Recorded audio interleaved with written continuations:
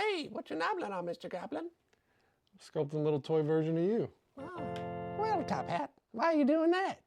Because you asked me to, Clarence. Yes, good. So, you're making a toy of Clarence because Clarence asked you to. That's right. And do you always do what others ask of you? No, not always. So why did you choose to do what Clarence asked of you? Is Clarence special to you? Well, yes, of course, Clarence. You're very special to me. And why is that? Because you come to me when my mind is troubled, when things are dark. And you always make me laugh. There's this little jingle that rings out and clears the air whenever you first appear. Yes, Mr. Goblin. Would you like for Clarence to sing it for you now? Would that make you happy? Yeah, you know what? I would like that very much. Clarence lives in a mushroom shack with his friend Abba Zaba and his mushroom hat. Is he a magic ape or a magic man? None of the above, let me tell you what I can. He's a ring shim bumbo, little ring shim bumbo, yes he is. He's a ring shim bumbo. In dimensional cryptid ways. So where does he come from and why does he rhyme? That's a long story and it's for another time. Oh, you're still here. Okay. Let's get into it then. Now, if you're going to sculpt the way I sculpt, you only need a few things. Some sculpting tools, some monster clay, and your hands. That's all there is to it. No computers, no mouse clickies, no fancy wireless stylus. Nah, all you need is your fingies. You get to pick it up that way. Touch it, hold it, roll it around in your fingers. Drop it on the ground, mess it up, rework it all over again. It's more fun that way.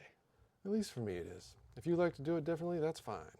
As long as you're having fun, that's what's important. So here's what I've been working on, as per Clarence's request. It's a little 4-inch toy with 5 points of articulation. A little smaller than I typically like to work, so sculpting this guy was outside of my comfort zone. But I felt it was important to make Clarence at roughly the same height as his companion, Abba Zaba. Just makes for a cuter couple, you know? I mean, just look at that. They're adorable, right? But you probably want to know how I got to this point. So let's go back in time. Start at the beginning. Sculpting tools, what to use, which ones. So many to choose from. I've accumulated a lot of these over the years, but these are my favorites. Everyone needs a good old carving knife to rough out that basic shape. I'm using monster clay, hard variety. And if you're having a tough time getting that monster clay out of the bucket, it's firmly packed in there, you know. You might want to warm it up a bit. You can use a microwave carefully, but if you're working small like I am today, you can probably just carve out a little bit with a knife and your hands will probably warm it up just fine. Now with Clarence, I made a little armature using some wire and epoxy clay, but depending on your design, you don't have to do that. We'll do a whole episode on toy armatures in the future, probably. For now, let's just focus on what we can do with this clay. I'm going to keep it simple, improvise something for you today. I don't have a design, no preconceived concepts. We're just going to wing it and sculpt from the hip. I'm thinking a small 2-part toy, so 2 pieces with 1 point of articulation. Maybe Clarence's pet, a little furry rablin of sorts. We'll see what happens. Now, you might be asking, why is this guy wasting his time with drafting compasses and clay? Why doesn't he speed up the process and sculpt it digitally? And you know what? If that's a question you're thinking, it's a good and valid question. I do believe that there's a time and a place for sculpting digitally. Let's say you're a sculptor who works for a big toy company, working under tight deadlines with a constrained budget. And on top of that, you're creating licensed characters that have to be approved by the license holders. You're more than likely going to have to make big changes throughout the process because the license holders are inevitably going to reject something about your sculpt, you know, like, oh, Godzilla's head is too big there, or that Mechagodzilla tail looks too much like the 1975 version and not the 1974 version, which is what we want. Yada yada, this isn't right, change this, change that. And if you're sculpting by hand, all those change requests you're getting from the higher ups are just going to slow you down and cost you lots of time and money and put you at a big disadvantage. So you do what you got to do keep up with the competition within that facet of the toy making industry. But if you're like me and you're an artist that takes pleasure in the process, then do yourself a favor and slow down a bit. Step away from the computer and connect with your creations physically in real three-dimensional space, you know? We spend a lot of time in front of computer screens. If you're a self-employed artist, you know the drill. You got to keep up with your website, your social media, responding to messages, inquiring about your art, and customer complaints through email, dealing with shipping problems through your shipping software, editing videos or photos for creator content, product listings, live streaming, technical difficulties. It goes on. And you know, even outside of business, just looking at how much time we spend on computers for pleasure. I mean, we're all walking around with little computers in our pockets that are constantly buzzing and ringing for our attention. And then every night we like to sit down on the couch after dinner and watch our favorite TV shows, which is essentially a big computer screen we're staring at for multiple hours. That's a heck of a lot of artificial blue light throughout the day that we're exposing ourselves to. It can be headache inducing. It's unnatural. It's not good for your mental health to always be on a computer, you know? So if you have the physical ability to do what I'm doing here, if you've got hands and fingers that work, don't take those little babies for granted. Sculpt something with your bare hands. Do yourself a favor. Take a little break from the screens and just sit at a table with some clay and have fun. Take your time. Breathe. Yeah, you know? Feel the clay between your fingers and utilize this physical object in your hands to express something inside of you that wants to get out and be actualized. And I strongly believe that there is a special little bit of soul that can be felt with a hand-sculpted toy that's much harder to achieve with most digitally sculpted toys. It's not impossible, okay? But you have to put in a lot of effort digitally to achieve that same feeling that just naturally happens with hand-sculpted figures. You basically have to fool people into thinking something is hand-sculpted for this effect I'm talking about to take place. And that effect I'm referring to, that special bit of soul I'm talking about, comes from something that takes time. It is the human experience, you know, the human process. What I mean is, like, I can't just mirror, copy, and paste the left side to look like the right side when I'm sculpting a toy out of clay. You know, I can't take that little right rabbit cheek and then poof, pop it over the left. No, I got to do both. I got to do both of these little guys. I have to sculpt each individual arm from scratch, one at a time. And throughout all that time and all that effort, I'm utilizing my imperfect body to create something that is also imperfect, like me. And stay with me. You're like, Mr. Goblin, why do you want to make something imperfect? So much time and effort into something that will be imperfect? But what do you get from human imperfection? You get charm. I mean, I don't know, to a certain extent, right? Like, what am I even doing here? What is this? Cyclopean pig rabbit? No, this is terrible. I got to start over here. But that's okay. No undo button necessary here, you know? Just give it a good smushing and let's try again, shall we? You know, but I mean, stay with me, okay? Like seriously, it's charming. I'm going to keep going. I'm going to keep pursuing this, and that I'm gonna pull some charm out of it. And I personally find that charm, it's especially apparent with handmade toy sculpture, okay? Like the fascinating and miraculous charm that comes from a combination of seasoned style and imperfect human effort that sometimes takes a lot of effort and some screw-ups. But in the end, you know, that charming style I'm talking about, it's very difficult for most people to be able to replicate on a computer. So that's why I work the way I do. I love the charm. I love seeing the imperfections of the human spirit in art. I like the style that naturally forms through manual human process. No shortcuts. Let's take the long walk through the woods and really see all that the forest of our imagination has to offer. You know what I mean? And maybe you don't, and that's fine. There's a lot of people that want everything to be totally perfect and accurately machined. And I'm a perfectionist, so I get that to a certain extent. But I also love that good wabi-sabi, you know? But if you're a digital sculptor, don't take offense to any of this stuff I'm saying, okay? I'm not trying to give you a hard time. I realize I'm biased because of how I grew up sculpting with my hands. My parents were potters, so I've been playing with clay ever since I was a little kid. It's a happy place for me.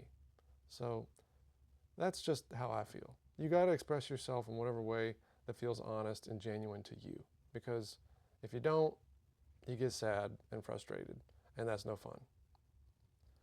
And working with clay is something that should make you feel good inside. It's a chance for you to connect with the earth and be at peace. And that's a feeling that can be hard to come by these days. I know a lot of people who are struggling with depression right now.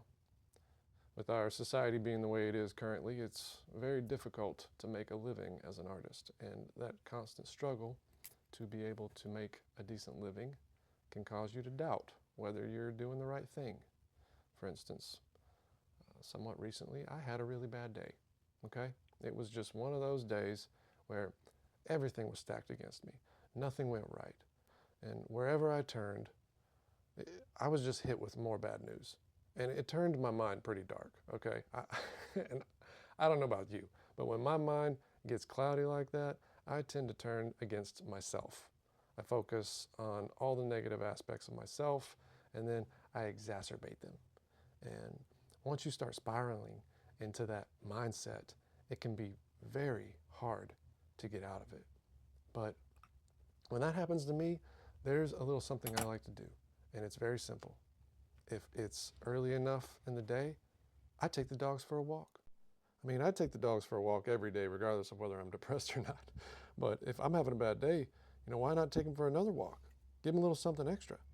They love it. I mean, they really appreciate it. And when I do a little something for someone else, it just makes me feel good. It's a reminder that I have the ability to bring joy to other creatures. And that's a very special thing that I forget sometimes. If you don't have dogs, do something for your family. Pick some flowers for your sweetheart. Take your folks out to eat. Go over and say hey to your grandma and help her fill up her bird feeder. Give some food to a homeless person.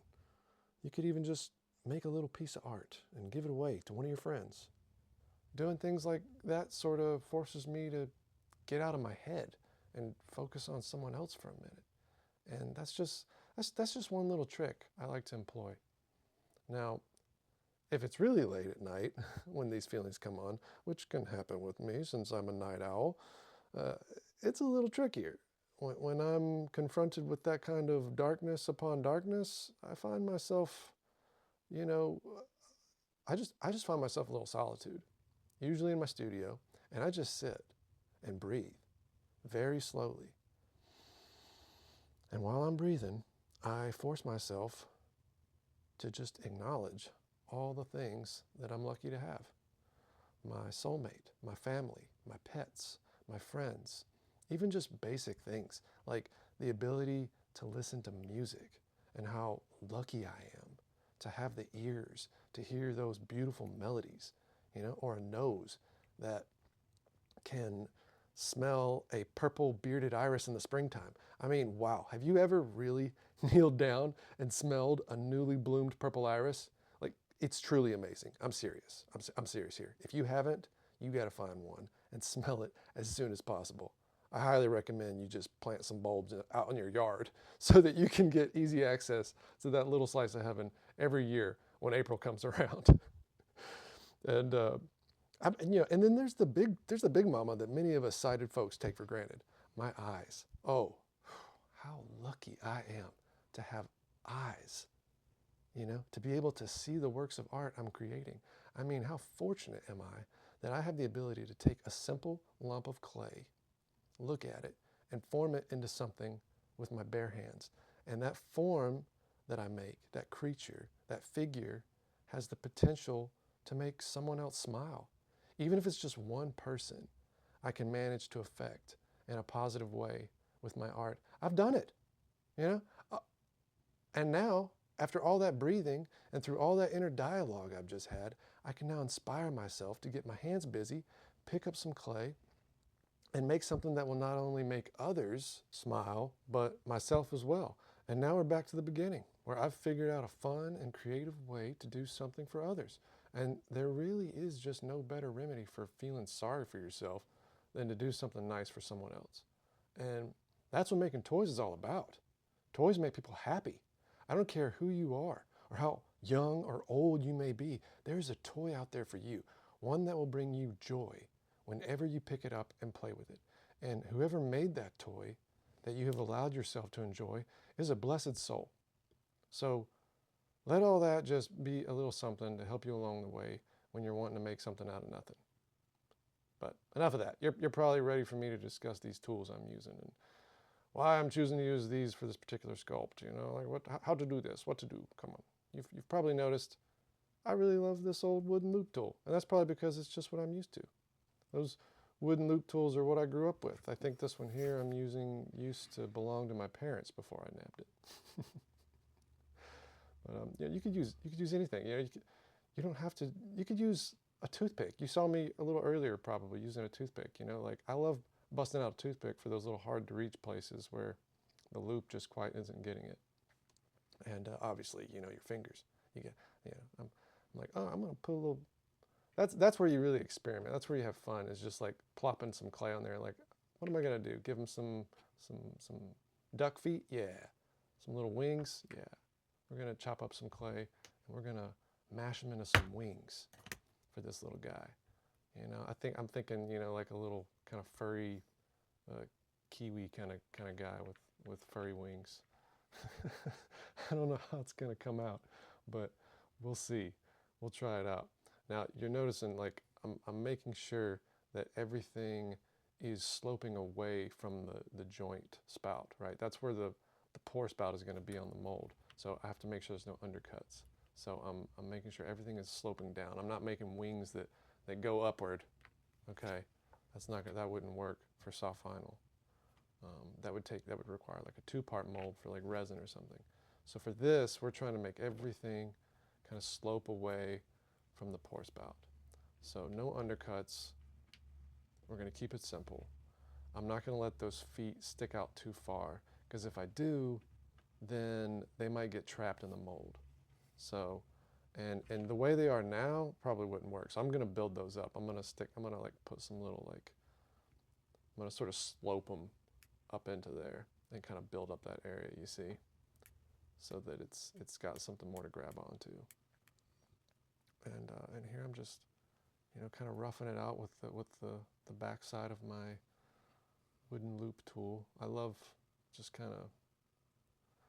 the way wood interacts with the monster clay. It doesn't really stick to it, you know.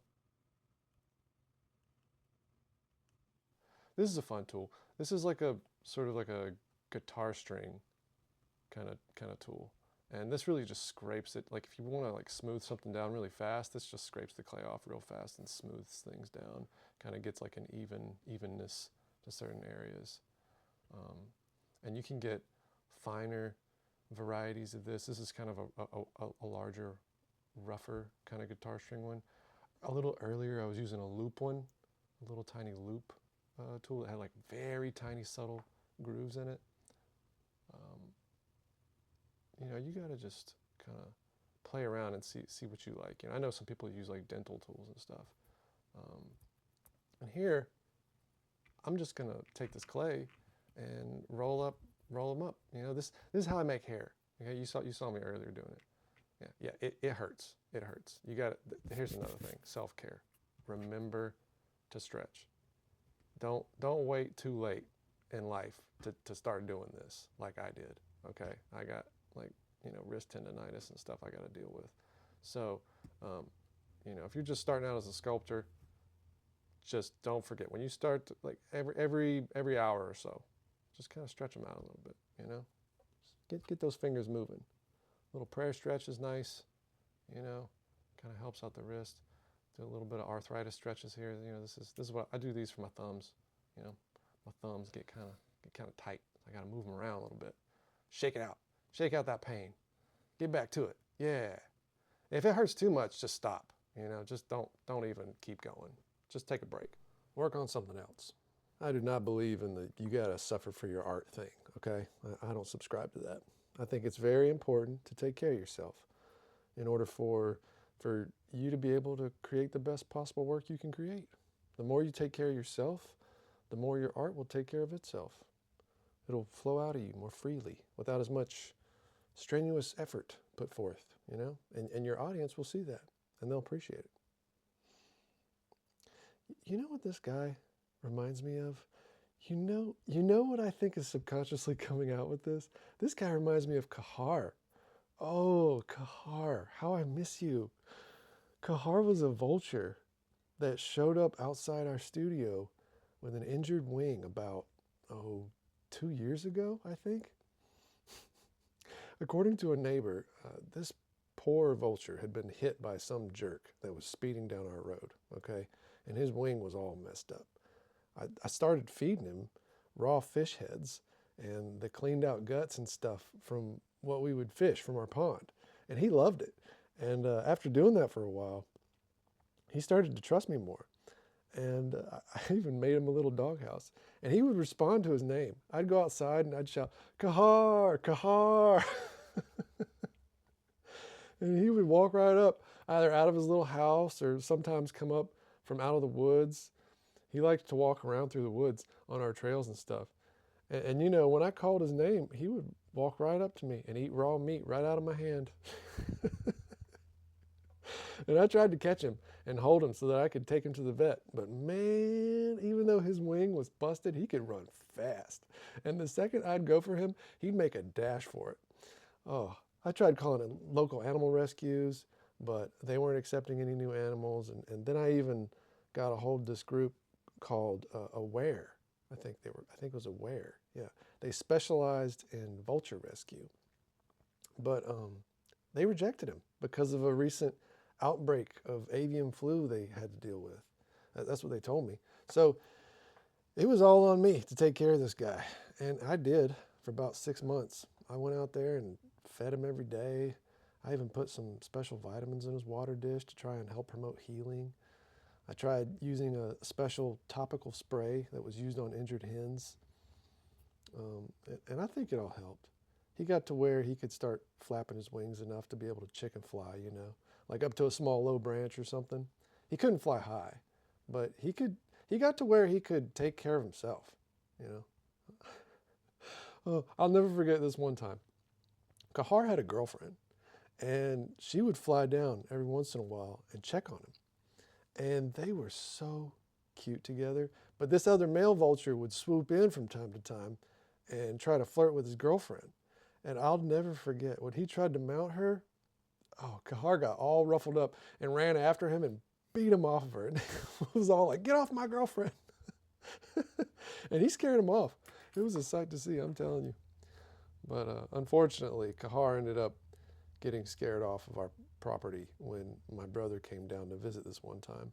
And his dog somehow got out of the fence and chased after Kahar and almost got him, ran him off into the woods.